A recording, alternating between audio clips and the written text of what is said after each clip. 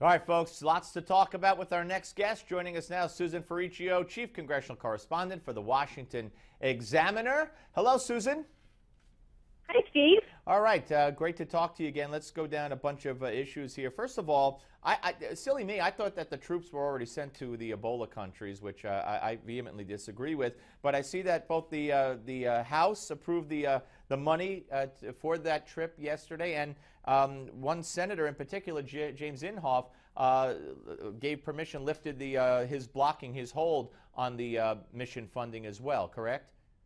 That's right. I think there's a lot of pressure on him to do that. He's been worried, Inhoфe's been worried that there's going to be just moving money around like that on Department of Defense funds is potentially dangerous because there's already so little money there. I mean, we've been talking about this for months, Steve. You know, the sequester and other issues and the president's own ambitions with shrinking our military, they're stretched really thin with the money situation, and he's worried that this is going to make it even more difficult. Plus, he's raised questions about how safe the troops will be in West Africa if this is really the mission of the U.S. military. So he's asked those questions, and I think he said today that he thought, well, the situation there is getting so out of hand with Ebola spreading faster than anyone had anticipated that he's released his hold on the money. It's at about $750 million, and now the DOD will be able to shift that around to overseas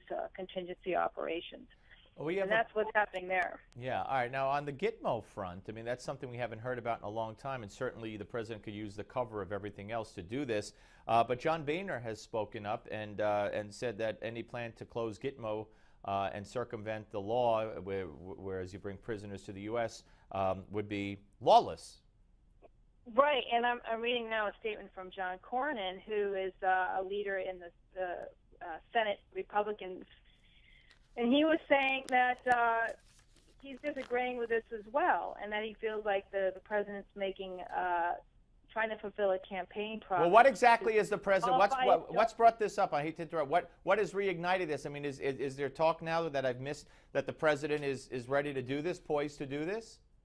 Well, the president the White House administration has floated out into the media the idea that the president is looking at ways to, wait for it, use his pen and phone to try to bring the prisoners here to the U.S. Now, the reason he can't do that currently is that Congress has put a provision into the defense authorization legislation for the past 4 years preventing a move like that. The president signed that bill, so it is the law that he can't do that.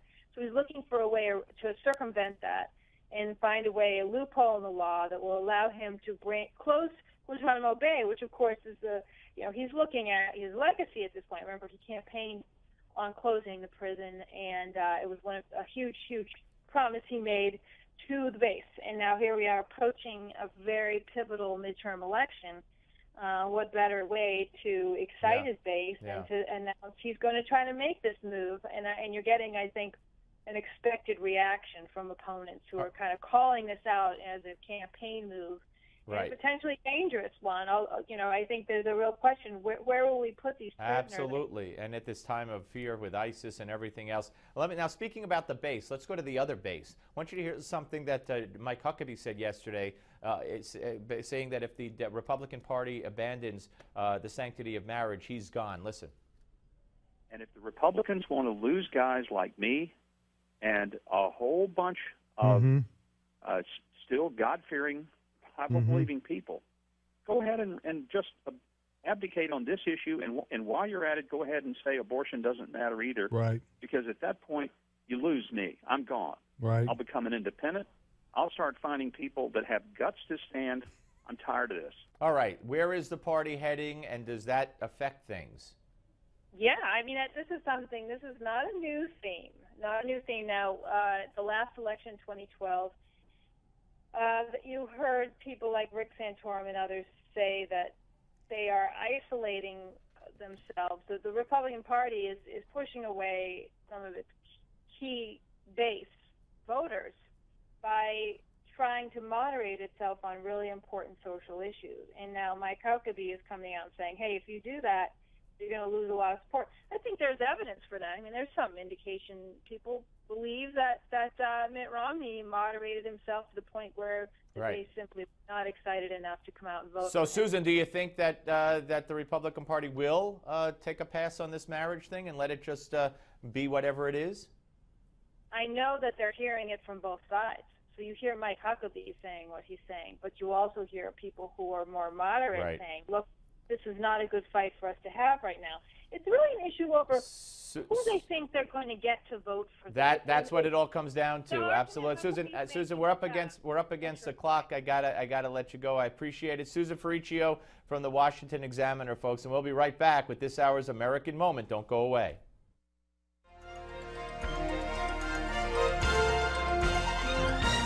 Exactly 6 years and 6 months after the first shots of the Revolutionary War were fired at Lexington and Concord, General George Washington had spent most of the war evading fixed battles against the superior armed British forces. But Providence intervened. Lieutenant General Lord Cornwallis, commander of British forces in Virginia and second in command of all British forces in the American colonies, had moved into a trap, setting up camp in Yorktown.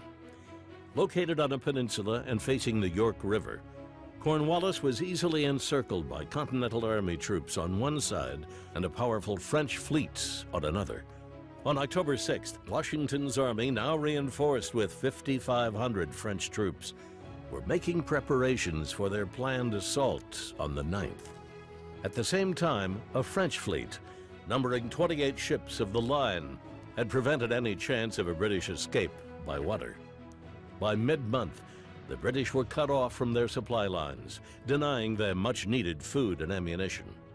With his forces suffering heavy casualties from Washington's continual artillery bombardment, and knowing his reinforcements were still weeks away, Lord Cornwallis did the unthinkable. He surrendered his forces to what had been called a band of rabble, effectively ending America's war for independence.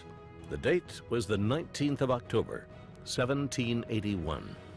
With the signing of the Treaty of Paris in 1783, the war officially came to a close, with America's sovereignty secured and its territories bordered by Canada to the north, Florida to the south, and the Mississippi River to the east. For Newsmax TV, I'm Bill Curtis, and this is an American Moment.